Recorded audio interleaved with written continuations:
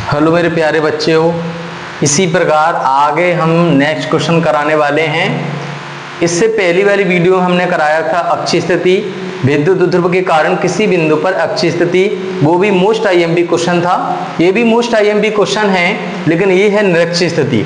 तो क्या है क्वेश्चन देखिए, विद्युत ध्रुव के कारण निरक्षीय स्थिति में किसी बिंदु पर विद्युत क्षेत्र की तीव्रता के लिए व्यंजक प्राप्त करो, यानी सूत्र की स्थापना करो। निरक्षीय स्थिति में इसको निकालना है, ठीक है। तो निरक्षीय स्थिति यानी एक निरक्षीय रेखा होती है, किसी विद्युत ध्रुव के मध्य बिंदु के लंबवत जो रेखा गुजरती है उसे हम निरक्षीय रेखा कहते हैं, ठीक है। तो यहाँ पर सबसे पहले हमने एक डायग्राम बना दिया। यहाँ पर जे ए बी क्या है, ए और बी। ए बी क्या है, विद्युत ध्रुव है जो -q + q आवेशों से मिलकर बना हुआ है, जिनके बीच की दूरी क्या है, 2a है। इसके मध्य बिंदु से लंबवत स्मॉल r दूरी पर हमने एक बिंदु P मान लिया है, जहां पर विद्युत क्षेत्र की तीव्रता ज्ञात करनी है, ठीक है। जो द्विध्रुव है ना, जब -q + q आवेशों से मिलकर बना हुआ है, तो +q से विद्युत क्षेत्र रेखाएं ऐसे गुजरेंगी, ऐसे जाएगी। तो यहाँ पर दो घटक बनने वाले हैं, एक तुम्हारा लंबवत घटक बनेगा, एक तुम्हारा क्षैतिज घटक बनेगा। तो लंबवत घटक कौन कौन से बनेंगे बेटू, देखिए इधर E1 sin थीटा और E2 sin थीटा, ये होते हैं इसके लंबवत घटक। और जो क्षैतिज घटक होते हैं वो E1 cos थीटा और E2 cos थीटा, ये दोनों होते हैं तुम्हारे क्षैतिज घटक होते हैं, ठीक है। अच्छा, उसके बाद यहाँ पे आपको देखना है मध्य बिंदु से r दूरी पर एक बिंदु P है, तो ये लंब माना जाएगा, ये आधार माना जाएगा, ये कर्ण माना जाएगा। यानी इसमें दो समकोण त्रिभुज बन रहे हैं, ठीक है। तो दो समकोण त्रिभुज इसमें बन रहे हैं, तो हम +q से P तक की अगर दूरी निकालेंगे तो फिर यहाँ पर हम पाइथागोरस प्रमेय लगाते हैं। क्या लगाते हैं बच्चों, पाइथागोरस प्रमेय लगाते हैं। और पाइथागोरस प्रमेय की सहायता से हम कर्ण की जो कर्ण है ना, जो BP, इसकी दूरी निकाल सकते हैं, ठीक है। कैसे निकालते हैं, कर्ण का स्क्वायर बराबर लंब का स्क्वायर प्लस आधार का स्क्वायर। यानी कर्ण क्या है, जैसे मान लो BP का स्क्वायर है और लंब क्या है, बराबर में r² प्लस आधार क्या होगा, a²। इसमें से स्क्वायर हटाएंगे तो ये रूट चढ़ जाएगा। तो फिर BP की दूरी यानी इस कर्ण की वैल्यू कितनी आगे निकल के, रूट में r² प्लस a²। इस तरीके से आ गई। वही दूरी इधर निकल के आएगी। तो इस तरीके से आपको ये डायग्राम बनाना है, ठीक है। मोस्ट आईएमपी क्वेश्चन है। और डायग्राम बनाने के बाद फिर हम इसमें से डेफिनेशन बनाएंगे। डेफिनेशन कैसे बनाएंगे समझो आप। जैसे माना AB एक विद्युत द्विध्रुव है जो -q और +q आवेशों से मिलकर बना है, जिनके बीच की दूरी 2a है। द्विध्रुव के मध्य बिंदु O से निरक्षीय स्थिति में स्मॉल r दूरी पर एक बिंदु P स्थित है, जहां पर विद्युत क्षेत्र की तीव्रता ज्ञात करनी है, ठीक है। तो इस तरीके से आपको डेफिनेशन बनाना है, कोई दिक्कत नहीं है। अब हम चलते हैं, पहले हमको चलना है +q के कारण, फिर हम चलेंगे -q के कारण। +q के कारण चलेंगे तो तीव्रता E1 लेके आएंगे, और -q के कारण चलेंगे तो तीव्रता E2 लेके आएंगे, ठीक है। तो चलिए पहले हम चलते हैं +q के कारण। तो मैं यहां लिख देता हूं +q आवेश के कारण बिंदु P पर तीव्रता तो क्या निकलेगी, E1 बराबर 1/4πε0 के डॉट Q अपॉन, बेटा Q अपॉन r² होता है। r की वैल्यू कितनी है, दूरी का स्क्वायर कितना है, तो यहाँ पर हम लिखेंगे रूट में r² a² होल स्क्वायर। लेकिन जो स्क्वायर है वो रूट से हट जाएगा, तो फिर E1 बराबर कितना आएगा, 1/4πε0 के dot Q upon r² plus a²। इसको समीकरण 1 मान लेना आप लोग। आया यहाँ तक, समीकरण 1 निकाल लिया। जे हम -q के कारण चले तब समीकरण 1 निकल आया। अब हम चलेंगे, +q के कारण चले थे तब समीकरण 1 यानी E1 का मान आ गया। अब हम लोग क्या करेंगे, -q आवेश के कारण चलेंगे। -q आवेश के कारण बिंदु P पर विद्युत क्षेत्र की तीव्रता तो कितनी निकलेगी, -q ये रहा, दूरी कितनी है यहां से यहां तक की दूरी, रूट में r² प्लस a²। आया, तो यहां पर हम लिखेंगे यहाँ E2 बराबर 1/4πε0 के डॉट, दूरी कितनी है, q बटे में आएगा रूट में r² plus a² whole square हो जाएगा, ठीक है।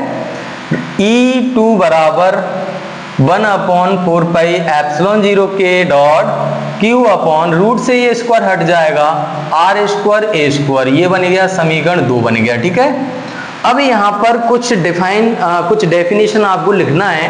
कैसे लिखना है, यहाँ पर लिखेंगे लंबवत घटक E1 sin थीटा और E2 sin थीटा परिमाण में समान तथा दिशा में विपरीत होने के कारण एक दूसरे को निरस्त कर देते हैं, यानी इनकी परिणामी तीव्रता नहीं निकल सकती क्योंकि इनकी जो दिशा है वो विपरीत है, परिमाण समान है। तो फिर कैसे निकालना पड़ेगा, यहाँ पर देखेंगे क्षैतिज घटक E1 cos थीटा और E2 cos थीटा की जो दिशा है वो एक ही दिशा है, तो इनको परिणामी तीव्रता निकालने के लिए हम इनको क्या करेंगे, जोड़ देंगे। तो हम लोग किस तरीके से लिखेंगे, देख लो, अतः बिंदु P पर परिणामी तीव्रता, अतः बिंदु P पर परिणामी तीव्रता। तो फिर E बराबर कितना आएगा बच्चों, इन दोनों को ऐड कर देंगे, E1 cos theta plus E2 cos theta. समझ में आया।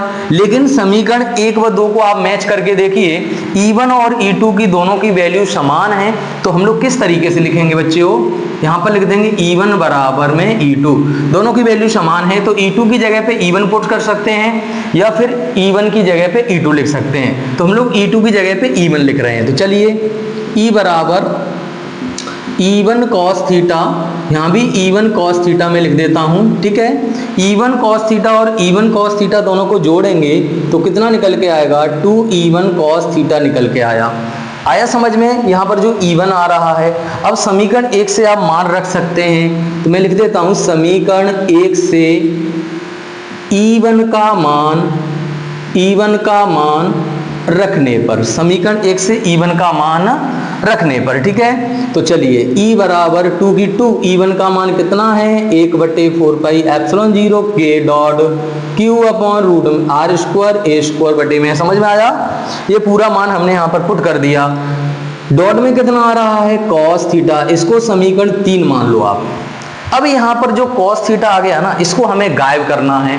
तो किस तरीके से गायब करेंगे, आपको पता होना चाहिए, लाल बट्टी कक्का थोड़ा सा याद होना चाहिए आपको, क्योंकि cos थीटा बराबर अगर हम निकालेंगे तो यहाँ से इस तरीके से निकालेंगे, लाल बट्टी कक्का से निकालेंगे, यानी क्या दे रहा है, आधार बट्टी कर्ण दे रहा है। आधार क्या होगा, ओ भी होगा और कर्ण ए भी होगा। तो ये दो समकोण त्रिभुज हैं, दोनों में से कोई से भी एक समकोण त्रिभुज में आप चल सकते हैं। तो चलिए हम चलते हैं POB में चलते हैं। ठीक है, चलो लिख देता हूं मैं यहाँ समकोण त्रिभुज POB में तो cos थीटा बराबर कितना आएगा, आधार बट्टे कर्ण, आधार क्या है, a है, कर्ण क्या है, रूट में R square plus A square है। तो मैं लिख देता हूं a, रूट में आएगा R square plus A square. आया यहां तक, यानी ये cos थीटा का मान हमने निकाल लिया। ठीक है, अब इस cos थीटा के मान को उठा के कहां रखना है, समीकरण 3 में। तो मैं यहां पे लिख देता हूं cos थीटा का मान समीकरण 3 में रखने पर, चलो बहुत बढ़िया भैया, cos थीटा का मान समीकरण 3 में रख देते हैं। तो चलिए E बराबर कितना होगा, E बराबर 2 कोष्टक में क्या दे रहा है, 1/4 पाई एप्सिलॉन 0 के डॉट Q अपॉन रूट में Q upon R square plus A square dot, इसका मान होगा a बटे में रूट में R square plus A square. देख लो, ये समीकरण 3 है, E की E रखा, 2 की 2 रखा, ये पूरा मान वही है। cos थीटा की जगह पे हमने कितना लिख दिया, a बटे रूट में R square plus A square, ये मान हमने पुट कर दिया समीकरण 3 में। ठीक है, आया यहां तक। चलिए अब इनका हमें करना है गुणा। तो चलो E बराबर 1/4 पाई एप्सिलॉन 0 के डॉट Q इस 2 को ले जाना a के बगल में, तो Q गुणा 2a। अब यहां पर देखिए R square plus A square, इसको हमने वैसा का वैसा ही लिख दिया है, कोई दिक्कत नहीं। ठीक है, सेम दिख रहा है, पूरा वही का वही लिख दिया है, इस पर घात कुछ नहीं है तो 1 मानते हैं। जब स्क्वायर पे जो रूट हटाते हैं ना, तो इस पर घात कितनी आएगी, R square A square, root हटाएंगे तो 1/2 घात आ जाएगी। अब यहाँ पर आधार समान है और घात अलग अलग दिख रही है, कोई दिक्कत नहीं है। जब आधार समान होते हैं तो घातें जुड़ जाती हैं। क्या होता है बच्चों, जुड़ जाती हैं। तो 1/2 और 1 दोनों को ऐड करेंगे, कितना होगा बच्चों? 1/2 का मतलब होता है आधा, और जो 1 ये पूरा ही है भाई, तो 1 में आधा ऐड करेंगे तो इतना हो जाएगा 1.5 हो जाएगा, और 1.5 को हम लिखेंगे 3/2। कितना लिखेंगे? 3/2 लिखेंगे। तो किस तरीके से लिखने वाले हैं यहाँ पर देखिए, पहले तो मैं ये लिख देता हूं कि जो P बराबर होता है ना Q गुणा 2A, विद्युत ध्रुव आघूर्ण। तो चलिए E बराबर क्या होगा? 1/4 पाई एप्सिलॉन 0 K डॉट, यहां पर लिखेंगे P, और यहां पर R² प्लस A², इनको लिख दूंगा 3/2। यहां तक किसी कोई दिक्कत बताइए?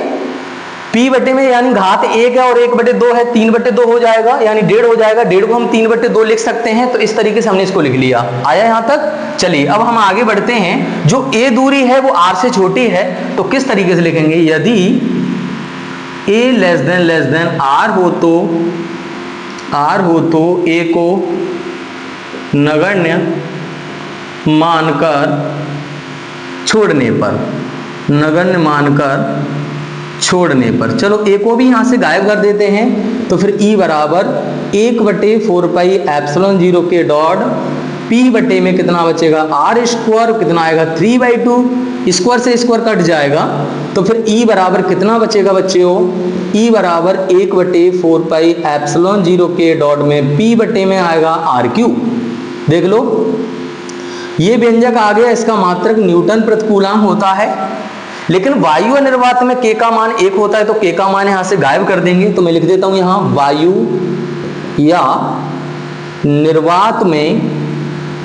या निर्वात में K बराबर होगा 1, तब तो फिर E बराबर कितना निकलेगा? 1/4 पाई एप्सिलॉन 0 डॉट P बटे में आएगा R3। इसका मात्रक कितना होगा बच्चों? न्यूटन प्रति कूलम। नीचे आप लिख देना यही अभीष्ट व्यंजक है। ठीक है, तो ये क्लियर है। इस तरीके से ये पूरा हमने करा दिया, और मोस्ट IMP क्वेश्चन है, इसको भी आप अच्छे से लगा लेना। अक्षीय स्थिति, निरक्षीय स्थिति, ये चैप्टर 1 12th फिजिक्स के चैप्टर 1 के क्वेश्चन चल रहे हैं, मोस्ट IMP क्वेश्चन चल रहे हैं। तो आप लोग अच्छे से इसका रिवाइज कर लेना, अच्छे से रिवीजन कर लेना आप लोग। ठीक है, तो इस तरीके से नेक्स्ट क्वेश्चन भी हम कराएंगे। Thank you so much.